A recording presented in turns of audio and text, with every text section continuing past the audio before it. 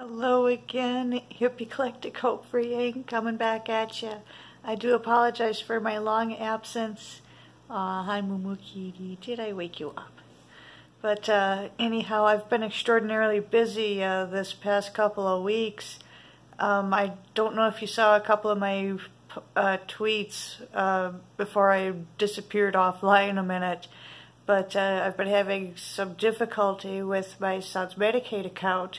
It would seem that somebody, and I was told that it pretty much has to be someone with parental responsibilities, had recently changed my son's birth date in the Medicaid records.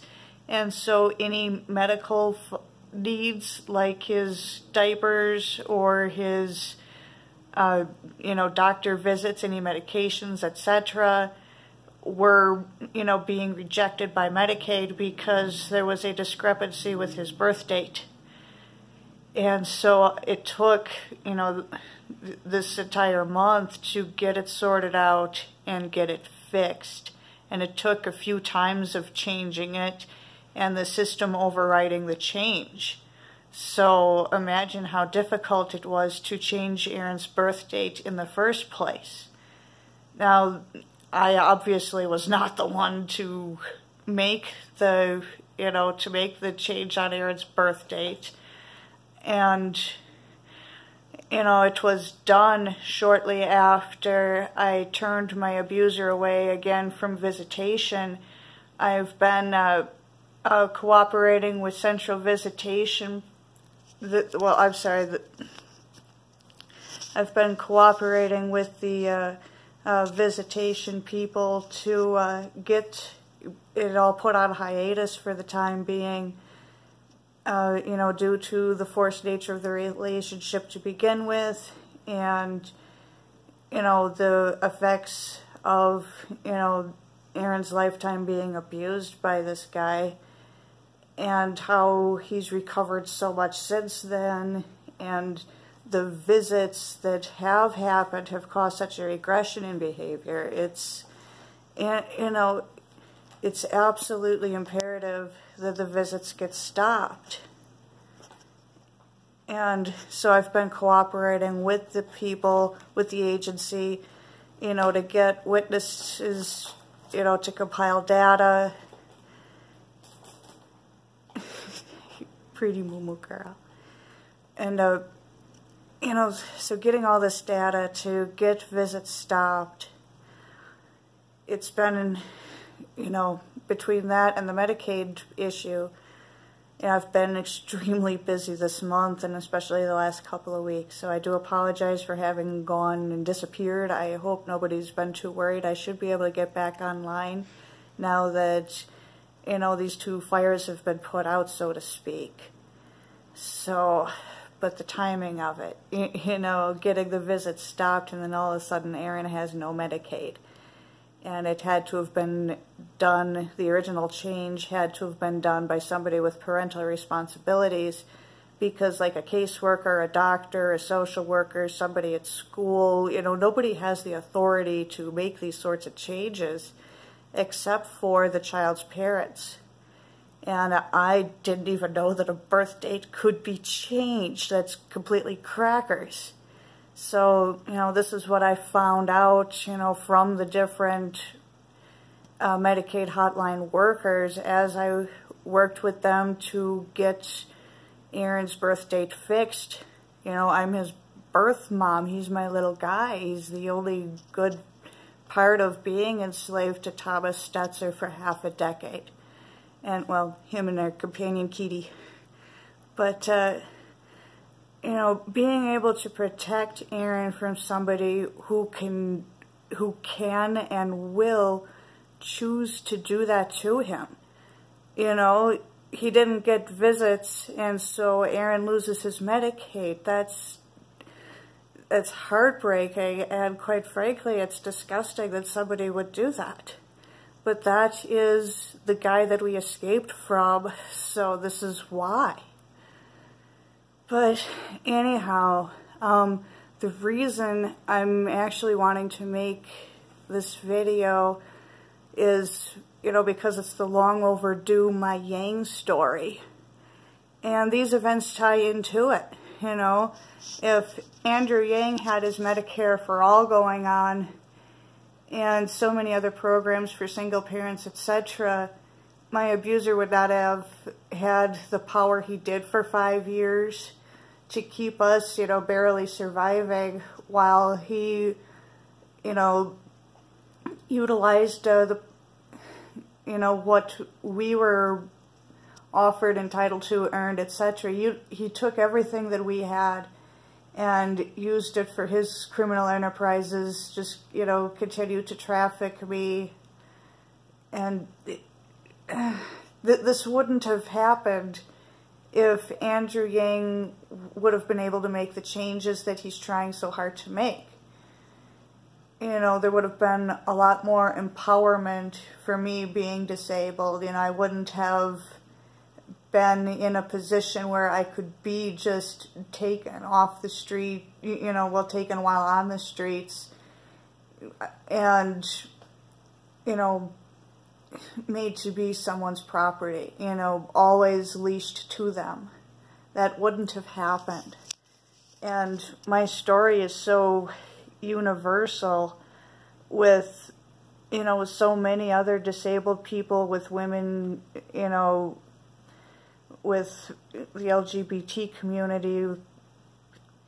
It's so commonplace. That's why I have to openly speak about it. Because, you know, as a survivor of so many horrific, dehumanizing things, you know, if I don't speak about it, it gives my abusers the power of, you know, being anonymous. You know, they're being covered and defended by my silence. So, you know, I need to open up. But anyhow, you know, Andrew Yang's trying to fix so many of the things that I've had to endure. So I've actually outlined it. See, with the memes I make, if you've ever seen me on Twitter at Kirchhoff_Sherry, I do a lot of Sailor Moon memes, but I can't really, you know, make money off my graphics work, you know, on that end, because it's copyright material. Frankly, I'd get sued. And so, so in order to actually produce a meme that I could, you know, capitalize on, I need to memeify myself. And so I have done that here while outlining how important it is to get Andrew Yang in office. So hold on, let me get my computer re-warmed. Alright, so basically what I've created here is a before and after, you know, comparing what I've had to deal with for my 32 years and, you know, taking that and comparing it with, you know, what could happen if Andrew Yang is elected.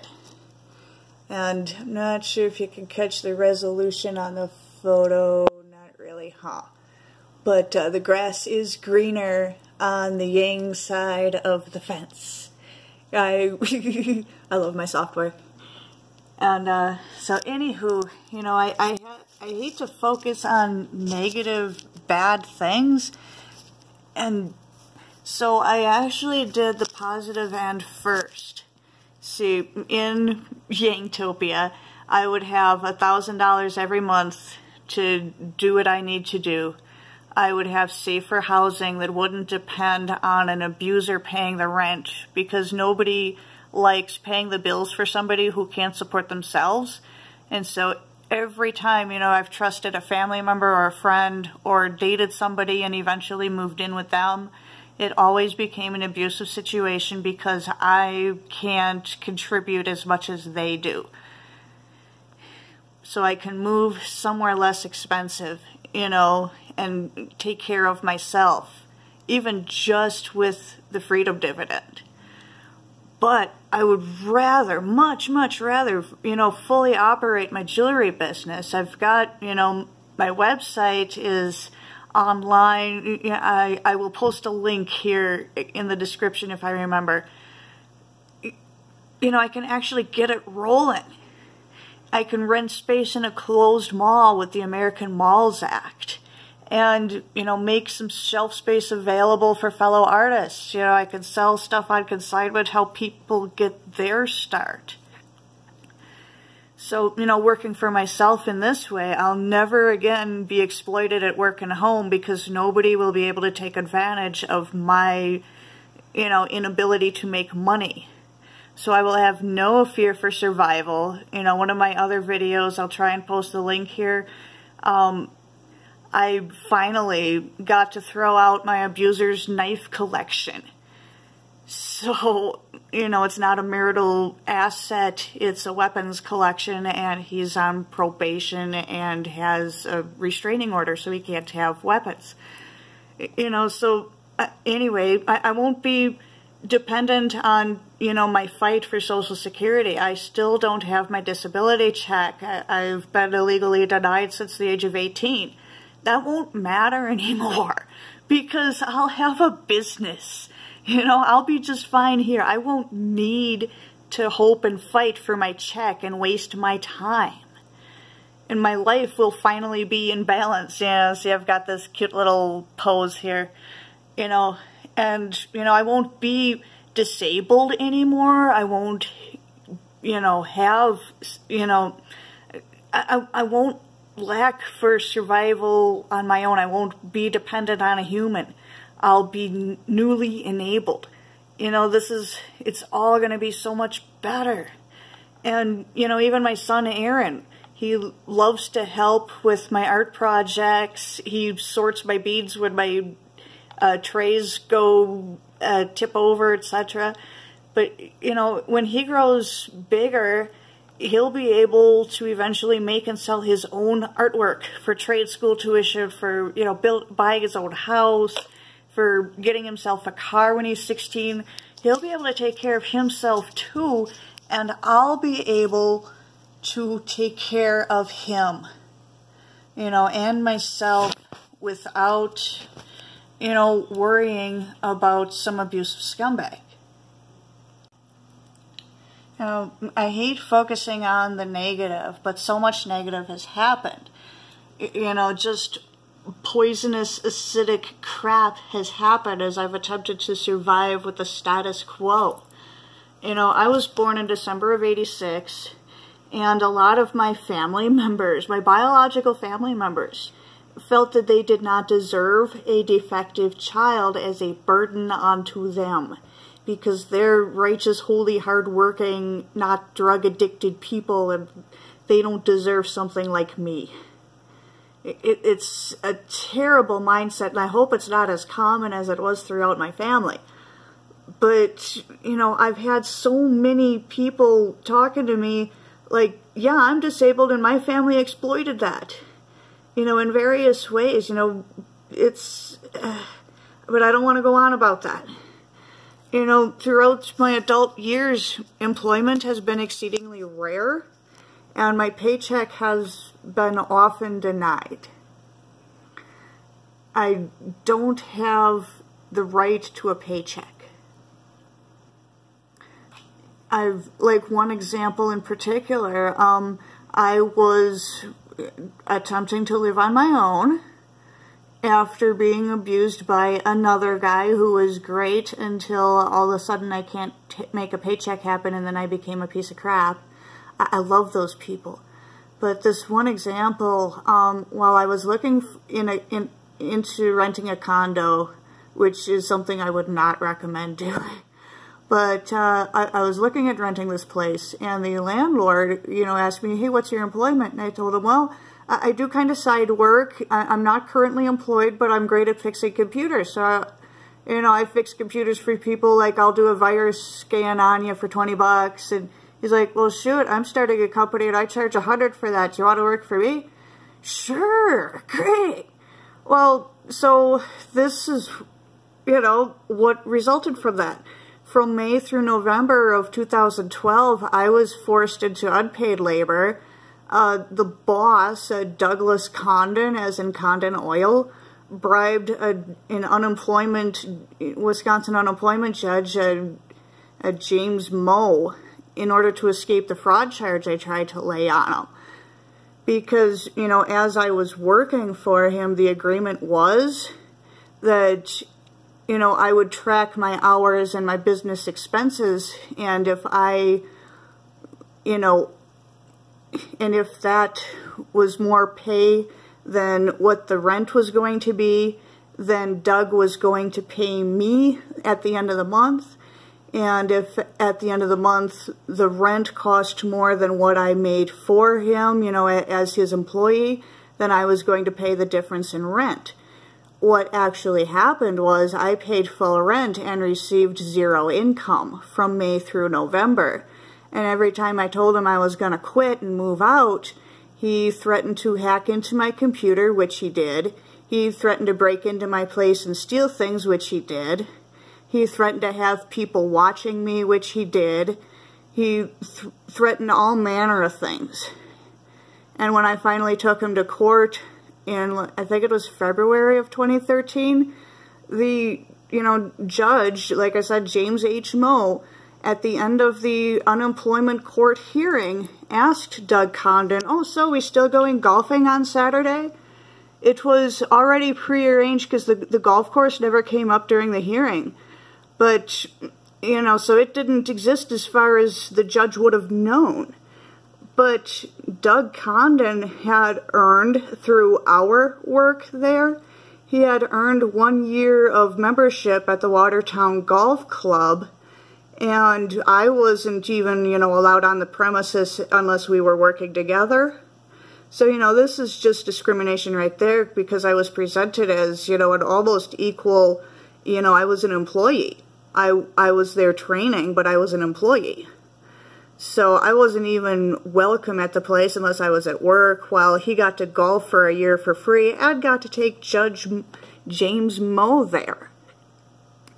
So, you know, the forced reliance on human caretakers. I had to call my ex and ask him, "Hey, can you please let me move back in? Because I'm homeless again because of this guy, you know, who forced me to work for him." And then, you know, so of course, you know, since the age of 10 back in '96, I've been battling depression and suicidal thoughts because humans have been just terrible to me. You know, from 1986 to 2005, I was routinely beaten at home by my mother and at school by, you know, bullies and thugs. And my son Aaron was conceived by a serial predator, Thomas Stetzer, who owned me as his property and trafficked me as his slave. From Mother's Day of 2014 until January 28th of 2019, you know, this year. This just ended. This is the first time in my life that I haven't been someone's property. And the only really good thing that's come of this lifetime of abuse and exploitation is that I finally got off opiates in April 2014. Because, you know, being disabled, I was dependent on painkillers. I got clean because I got on CBDs. You know, that's the one good thing about coming to Colorado, was I was able to get clean. And, you know, and I quit drinking too, so, but I didn't have room for that there, and I wasn't sure if it was going to fit there. But, you know, this is why I focus so strongly on Andrew Yang becoming president. Because that's all this terrible stuff is going to end. This me almost falling over and, you know, forced reliance on abusers. You know, that's going to end. I will have $1,000 every month just to start with. I'll be able to move somewhere less expensive than Colorado. You know, marijuana, medical, and recreational will be legal around the country, so I can get my medication wherever I want. Be able to probably grow my own. I'll have safer housing because I won't have an abuser. I'll be able to run my own business, rent space in a closed mall, rejuvenate the area, help fellow artists. This is all going to be possible because of Andrew Yang. You know, if someone like Bernie Sanders is elected, I'll be given a shovel and, you know, or mopping sidewalks, or, you know, some government website editing job, or you know, something I'm not suited for. But Andrew Yang can make all of this happen. So, you know, this is my Yang story. You know, it's a lot more than the couple of minutes that they wanted us to tie these down to, you know, and I'm sure, you know, I can understand why they want us to keep our stories short, but my story isn't short. You know, the only part of my story that's short is that I'm 5 foot tall. You know, that's it. There's so much has happened in my 32, almost 33 years. I'll be 33 in December. So many terrible things have gone down. But hey, I'm clean off of pills and booze, so, you know, that's a starting place. But here's what Andrew Yang can help me achieve. I can get out of the welfare trap. I can take care of my son. He can get a head start on taking care of himself when he grows up. But, you know, even when he gets a little bit bigger, he can make art projects and sell them in my shop. This is gonna be amazing, but it's only possible through Andrew Yang because he's the only one suggesting any policies that will make this remotely possible. Everyone else just wants to maintain the status quo because they've been profiting off it their entire lives while they've been in politics. Andrew Yang has a much better plan for all of us. So, you know, that's my Andrew Yang story. And, you know, I'll be able to get out of the city, and this pretty, pretty baby girl will be able to go outside and run and chase bunny rabbits and squirrels, because we'll be in a smaller town with a yard. And I might even be able to afford a place with a garage, and my countertop won't be so exceedingly overcrowded. I've got ring supplies over here. I've got my bracelets displayed because I have neighbors come over from time to time, and it's a good way to make a quick sale. Ooh, that's pretty. I've got a couple of my pouches I make. You know, I try to display a couple things for when people come over. I've got Yangdanas in progress. These are getting stenciled. I've got... I try to do the hand wash and air dry. You know, I do... yeah. It says on the tag, you know, hand wash and air dry. That's what I do after making each Yangdana, because as they're in progress, they sometimes become a cat bed, and people have cat allergies. So, but I'll be able to have a garage to work on all this. I won't be stuck on half of my kitchen counter trying to make it work. You know, my nice Alexa speaker liquidated by a friend of mine. Oh, and man, here's a project I want to work on soon. Have you ever seen those UV resin rings with the, it looks like glass, but it's got stuff in it. I have all these beads that are either broken or didn't work for a jewelry project or whatever. I'll be able to crush these down and put them into that UV resin